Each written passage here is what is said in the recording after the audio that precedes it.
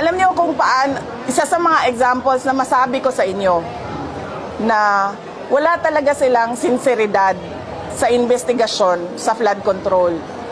Kasi tinuro na, pinangalanan na, hindi lang ako ang nagsabi, Zaldico at Martin Romualdez. Si Zaldico, hinayaan nilang umalis ng bansa. Si Martin Romualdez, hinayaan nilang mag-resign. Nag-resign naman na, so tapos na ang usapan. Ang Office of the President, involved sila sa kidnapping ng mga bata doon sa Turkey. Ang Office of the President, involved sila sa kidnapping ni dating Pangulong Rodrigo Duterte.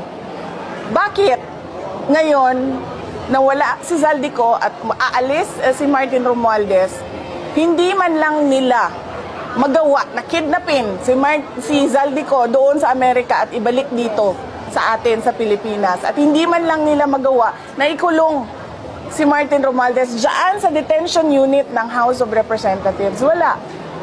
Dahil wala silang sinseridad. Pinapakita lang nila sa mga tao na kunwari meron silang ginagawa. Pero ang totoo niyan, naghahanda lang sila para sa hatian ng 2026 budget at para sa kung anong gagawin nila sa 2028.